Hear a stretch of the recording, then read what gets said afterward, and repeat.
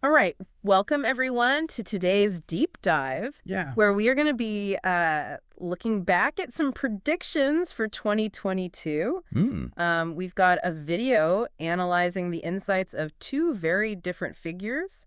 Oh, interesting. Judy Heavenly, an American psychic consultant Okay. who's worked with, like, the global elite, and Apigya Anand, an Indian teenager known for his astrological predictions. Interesting combination. Yeah. So what makes this even more interesting is that these predictions Okay. were made in late 2021. Oh, so we can So we can actually, look back and see. yeah, see how they align with what actually happened. Yeah, that's always fascinating. Exactly. And, it's not about taking these predictions as like gospel or anything, but rather using them as a lens to understand maybe the trends and possibilities that were swirling around at the time. Yeah, the zeitgeist, so to speak. Exactly. So let's start with Judy Heavenly. Yep.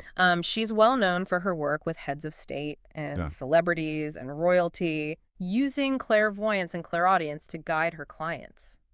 And what's interesting is that Heavenly's predictions for 2022 were so specific, Yeah. almost like reading headlines from the future. Right. Like, take, for instance, her prediction that Russia would use military force against Ukraine, Yeah. crushing any aspirations for Ukraine to join NATO. It's almost eerie how she was Yeah. spot on with that, because just a few months later, Yeah. in February 2022, Right. Russia did invade. It certainly gives one pause. Mm-hmm. And her prediction wasn't just about the invasion itself, Right. but also pointed to this potential for a sudden health crisis for Putin, Oh, wow. possibly leading to internal conflict within Russia. And while we haven't really seen a public health crisis Right. or an overt power struggle within the Kremlin, Yeah. Putin's age at the time of the prediction, 69, Yeah. certainly lends some credence to the possibility of... Right. He's not a spring chicken. Yeah, exactly. So it makes you wonder what information or intuition she was drawing upon. Exactly. Is it simply like an astute observation based on existing trends? Mm-hmm. Or is there something more at play? Right. And her predictions regarding international relations didn't stop there. Oh, really? She also claimed that Japan would become a nuclear-armed state. See, now this is where things get particularly concerning, Yes. given the already heightened tensions in the Asia-Pacific region. Right. A nuclear-armed Japan would have significant geopolitical ramifications, Right. potentially triggering a regional arms race Oh, wow. and altering the balance of power in Asia. Yeah.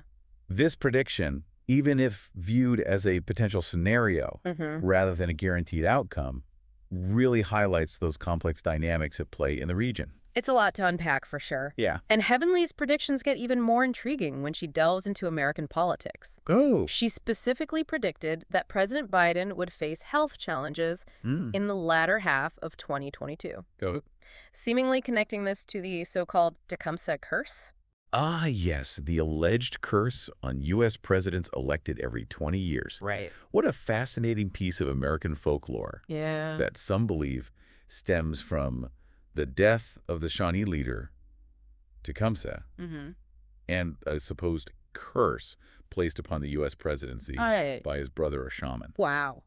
What's particularly interesting here is that Heavenly's connection to this curse Okay. goes beyond mere prediction. Oh, really? One of her clients was Ronald Reagan, Okay. who, despite being elected in a curse year, 1980, Right. survived an assassination attempt. It does make you wonder See if that? it's simply a coincidence or if there's something more to the cyclical pattern of Right. presidential misfortune. It certainly sparks curiosity, Yeah. but it's important to approach these sorts of things Yeah. with a healthy dose of skepticism. Of course. The Tecumseh curse, while a captivating tale, Mm. lacks any verifiable evidence. Right. However, it does underscore a certain anxiety or fascination Right. surrounding the U.S. presidency and its inherent vulnerabilities. Absolutely. It's like this real-life thriller playing out Yeah. on the world stage, Right. while Heavenly sees these potential conflicts and challenges through her psychic lens.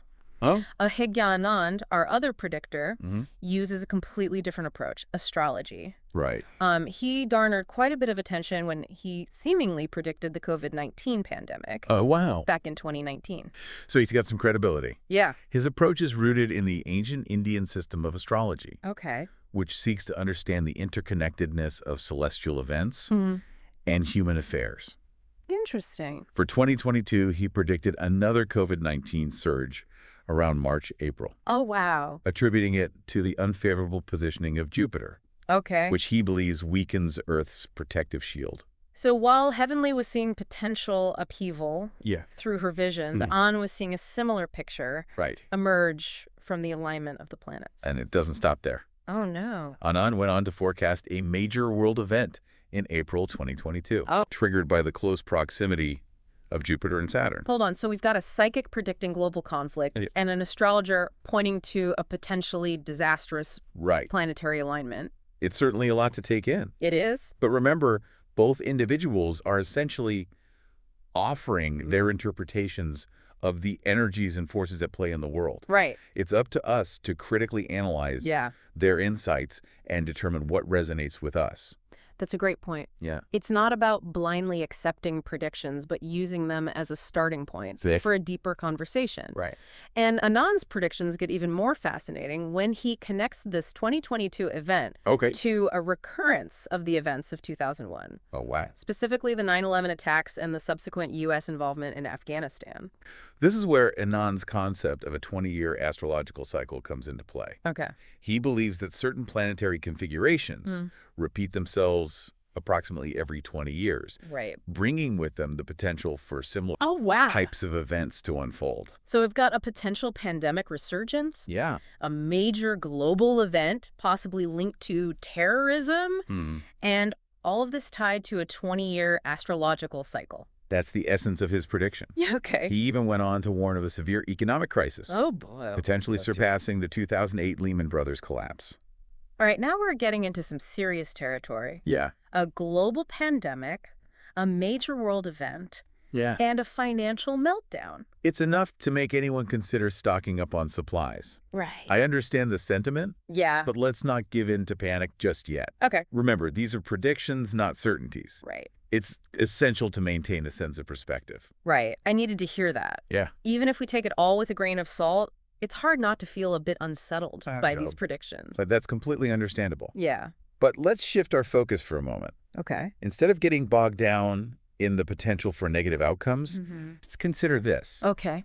What if we view these predictions as opportunities for growth and transformation? Oh, I like where you're going with this. Yeah. It's easy to get caught up in the what-ifs, in the worst-case scenarios. Right. But history has shown us time and again that even in the face of adversity, humanity has an incredible capacity for resilience and innovation. Exactly. Yeah. Think about it. Okay. Major historical events, even those that brought suffering and hardship, often acted as catalysts for profound societal shifts and technological advancements. Interesting. The Black Death, for example, while devastating, ultimately led to the decline of feudalism and the rise of a more modern market-based economy in Europe. That's a really interesting point. So instead of panicking, maybe we should be asking ourselves, if these predictions come to pass, what new platforms or innovations might emerge from the ashes of this crisis? What opportunities for positive change might arise? Precisely. Yeah. It's about finding that balance between awareness and action without succumbing to fear and paralysis. Yeah. Instead of fearing the future. Yeah. Let's explore it. I love that. Yeah. So we've got these two very different predictors. Right. One drawing upon psychic insights, the other upon astrological calculations. Yes. Both seemingly pointing toward a year of significant upheaval and transformation. And what's particularly striking is that despite their contrasting approaches, their predictions seem to converge on certain key themes. It's almost as if they're both tapping into the same underlying current, just interpreting it through different lenses. That's a great way to put it. Yeah. And this is where critical thinking becomes so important. Right. We need to approach these predictions with a healthy dose of skepticism and discernment. Absolutely. Recognizing that they are not guarantees of the future, but rather potential scenarios, possibilities to be aware of and consider. Right. We're not talking about Nostradamus here. Exactly. These are interpretations, not pronouncements. Right. So besides preparing ourselves mentally and emotionally for potential challenges, did either of our predictors offer any practical guidance on how to navigate these turbulent times? Heavenly, whose focus tends towards individual guidance, suggested that President Biden could potentially mitigate the effects of the Tecumseh curse by consulting her. Of course she did. I know. I guess even psychics need to drum up business. I But on a more serious note, did she offer any insights for the rest of us who don't have the presidential hotline to a psychic advisor? While she didn't provide specific guidelines for the general public, she did emphasize the importance of intuition and self-reliance, suggesting that we pay attention to our inner voice and make choices that align with our personal values and goals, even when faced with external pressures or uncertainties. I like that it's about trusting yourself, your gut feelings, your own inner wisdom to guide you through the chaos. Exactly. And Anand, being more attuned to cosmic energies, advised maintaining a healthy lifestyle and boosting immunity to mitigate the negative impacts of the predicted events. So eat your vegetables, exercise, and get plenty of sleep. Right. That sounds like solid advice, regardless of what the future holds. Indeed. While individual actions may not prevent large-scale events, personal well-being is always a valuable investment, particularly when facing potential challenges. It's about strengthening our resilience, both physically and mentally, so that we can weather whatever storms may come. Okay, so we've covered a lot of ground here. Yes. From psychic visions to astrological charts to potential global upheavals. A lot to digest. It's definitely a lot to digest. But the key takeaway here isn't to become overwhelmed by fear or uncertainty. It's to use this information as a catalyst for reflection and action. So instead of freaking out, we should be asking ourselves, what steps can we take, both individually and collectively, to prepare for the future? What opportunities for growth and innovation might arise from the challenges ahead? Exactly. And remember, even in the face of uncertainty, there's always room for hope. Resilience. And the possibility of a brighter future. I like that. We'll be back after a short break. Okay. To delve even deeper into these fascinating and thought-provoking predictions. Sounds good. Welcome back. Before the break, we were discussing the predictions of Judy Heavenly and Apigya Anand for 2022. Both pointed to a year of potential upheaval and transformation. Yeah, it's really interesting how their predictions, while coming from completely different perspectives, seem to converge on certain key themes. It is fascinating, isn't it? It's almost like they're both tuning into the same frequency. Yeah. Just expressing it in different languages. That's a very astute observation and something to keep in mind. Okay. As we delve further into their predictions, it's not about blindly accepting everything they say. But rather considering the potential implications. And asking ourselves, what if? What if there are underlying currents shaping our world? That we're only beginning to understand. I like that what if approach. So let's play that game for a moment. We've talked about the big picture predictions. But what about some of the specifics? What other details did Heavenly and Anand highlight? Well, Heavenly's predictions often had a more personal and political bent. For instance, she predicted several high-profile celebrity breakups.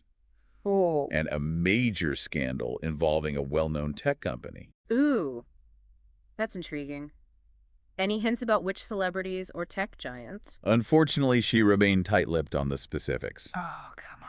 But it certainly makes you wonder, doesn't it? Yeah, it does. It's human nature to be drawn to these sorts of stories. Especially when they involve people in the public eye. Absolutely. It's like a real-life soap opera playing out on a global scale. Yes. Speaking of global scales, Anand's prediction of a severe economic crisis, potentially even worse than the 2008 financial meltdown, is something that could impact everyone. Precisely, he warned of potential ramifications for global markets, currencies, and even the availability of essential goods and services. It's a reminder that events on the world stage, no matter how distant they may seem, can have ripple effects that touch the lives of everyday people in profound ways.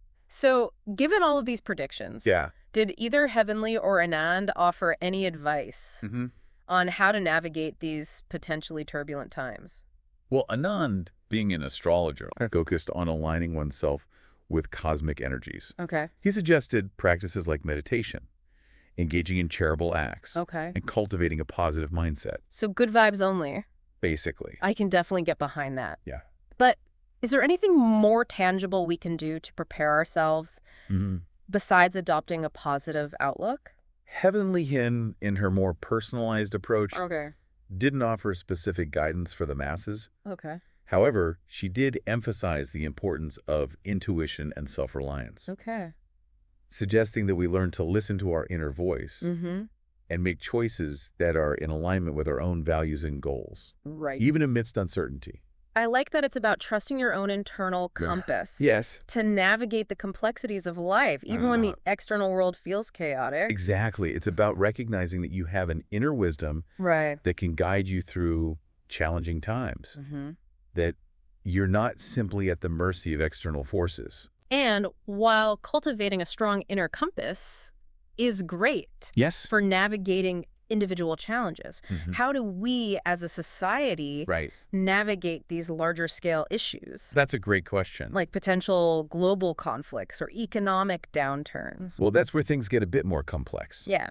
Individual actions, while important, may not be enough to prevent large-scale events. Right. However, they can certainly contribute to a more resilient and adaptable society. And speaking of resilience, I think that's a key theme that emerges from both Heavenly and Anand's predictions. Even if they don't explicitly state it. I see what you mean. It's not just about surviving these potential upheavals, but about using them as opportunities for growth and transformation. Exactly. Both individually and collectively. Precisely. And that brings us back to Anand's concept of the 20-year cycle. If we look back at history, we see that these cyclical patterns often coincide with periods of significant societal change, both positive and negative. So if we view these predictions through the lens of historical cycles, it's not just about bracing ourselves for potential disasters, but also about recognizing the potential for breakthroughs, innovations, and paradigm shifts that often emerge from times of upheaval. Exactly. Think about it. The Renaissance followed the devastation of the Black Death. Oh, wow. The Industrial Revolution arose from a period of intense social and economic change. Even the digital revolution we're experiencing now is rooted in the technological advancements spurred by the Cold War. Okay, I'm starting to see a pattern here. Yes. It's almost like these challenging periods act as a catalyst for human ingenuity and creativity. Exactly. When faced with adversity, we're forced to adapt, to innovate, to find new ways of being and doing. And that's an incredibly powerful insight. Instead of viewing these predictions as a harbinger of doom, we can choose to see them as an invitation to step up, to evolve, to create a future that is more resilient, more equitable, and more aligned with our highest aspirations. Wow, that's a really empowering perspective. It is. But if history does indeed repeat itself in cyclical patterns, as Anand suggests, is there a way to predict or at least anticipate what those cycles might bring? That's a fascinating question. Can we learn from the past to prepare for the future? And while we can't predict the future with absolute certainty, studying historical patterns and cycles can certainly give us valuable insights into potential trends and possibilities. And this is where Anand's 20-year cycle concept gets really interesting. Tell me more. I'm all ears. What specific historical events does he connect to this 20-year pattern?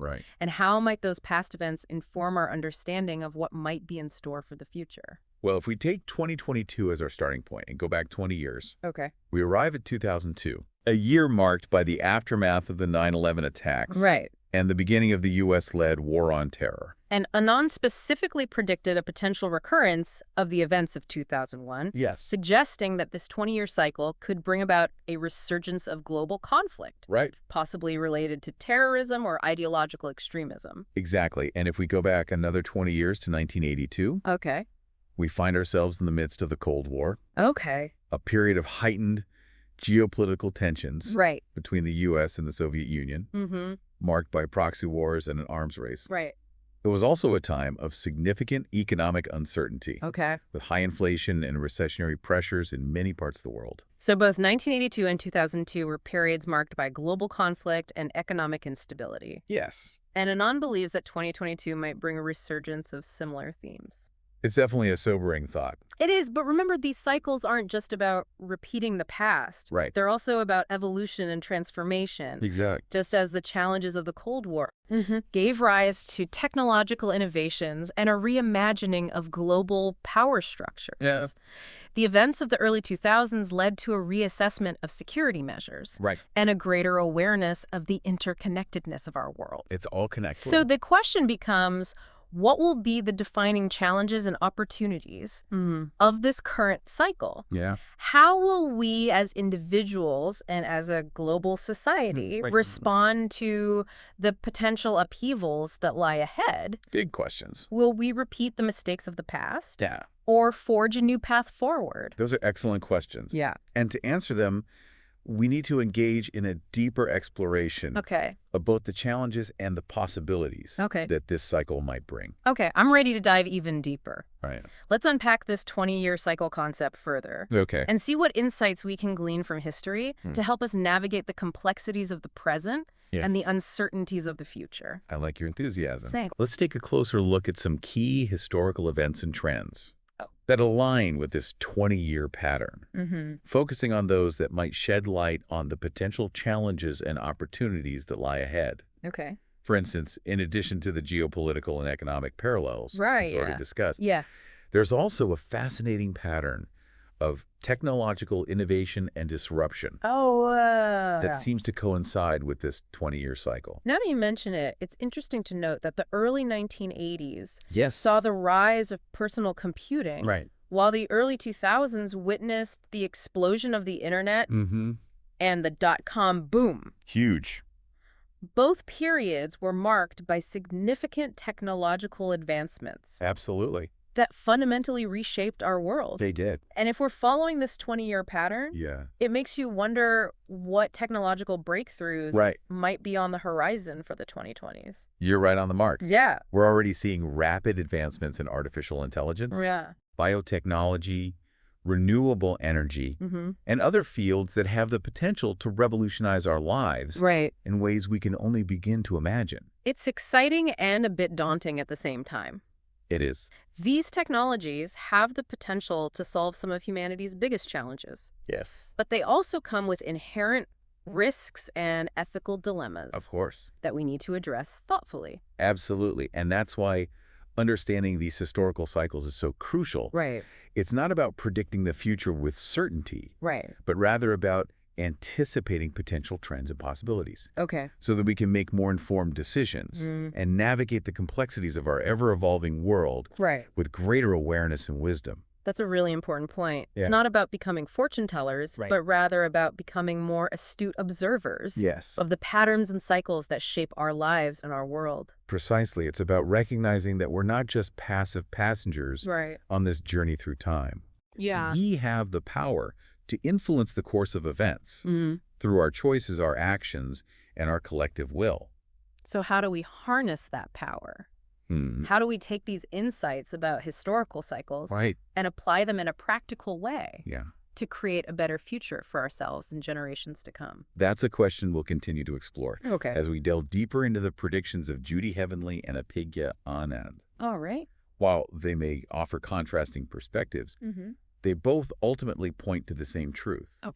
That the future is not predetermined. It's a tapestry woven from the threads of our choices, our actions, and our collective imagination. I love that analogy. It's a good one. And I'm eager to continue unraveling those threads. Yeah. Before we do that, though, I want to pause for a moment and invite our listeners to reflect on what we've discussed so far. Good idea. What stands out to you about the 20-year cycle concept? What historical parallels resonate most strongly? And most importantly, what do you see as the potential challenges and opportunities that this current cycle might bring? That's something to think about. We'll be back shortly to continue our deep dive into the fascinating world of predictions and possibilities. Looking forward to it. Welcome back to the deep dive. We've spent this episode exploring the 2022 predictions of Judy Heavenly and Apigya Anand. And it's been quite a journey. It has been. Through psychic insights, astrological cycles, and potential global shifts. It certainly has. We've covered a lot of ground from potential conflicts and economic upheaval to that fascinating concept of recurring historical patterns. And I think what struck me most is the idea that while predictions can offer glimpses into possibilities, they're ultimately not about predicting the future with absolute certainty. You've hit the nail on the head. It's not about fortune telling, but rather about cultivating a deeper understanding of the forces and cycles that shape our world. So as we wrap up our deep dive, I'm curious to hear your thoughts on what we can learn from all of this. Okay. What are the key takeaways that our listeners can apply to their own lives? Regardless of whether these specific predictions came to pass exactly as foreseen. That's a great question. Right. I think one of the most important takeaways is the importance of adaptability and resilience. Right. Both Heavenly and Anand, in their own ways, pointed to a world in flux. Right. A world where change is the only constant. And in such a world, the ability to adapt to new circumstances, to bounce back from setbacks, and to embrace uncertainty becomes essential, wouldn't you say? Absolutely. It's not about avoiding challenges altogether, but rather about cultivating the inner strength and flexibility to navigate those challenges successfully. And that brings us back to Heavenly's emphasis on intuition and self-reliance in a world that can feel increasingly chaotic and unpredictable. It can. It's more important than ever to trust our own inner compass. Precisely, it's about recognizing that we have an inner wisdom, an intuitive knowing that can guide us through difficult times. It's about finding that still small voice within and trusting it to lead us in the right direction. Exactly. Even when the external world feels turbulent. And while individual resilience is crucial, I think Anand's predictions also highlight the interconnectedness of our world. Oh, absolutely. We're all part of a larger web. And events on the global stage, whether economic shifts or geopolitical conflicts, can have ripple effects that touch all of our lives. It's a reminder that we're not isolated islands. What happens in one part of the world inevitably impacts other parts. And we need to approach these global challenges with a sense of shared responsibility and collective action. I completely agree. And that brings us back to the concept of historical cycles. If we view these cycles not just as repetitions of the past, but as opportunities for growth and transformation, we can begin to shift our perspective from one of fear and apprehension to one of possibility and empowerment. So instead of dreading the potential upheavals that these cycles might bring, we can choose to see them as catalysts for innovation, for progress, for the emergence of new solutions to old problems. That's the spirit. It's like the old adage, out of chaos comes order. I like that. Or perhaps out of chaos comes opportunity. Exactly. And I think that's a powerful message to carry with us as we move forward. The future is not something that simply happens to us. It's something we actively create through our choices, our actions, and our collective imagination. So as we conclude our deep dive, I want to leave our listeners with this final thought. Let's not fear the future. Let's embrace it. Let's engage with it.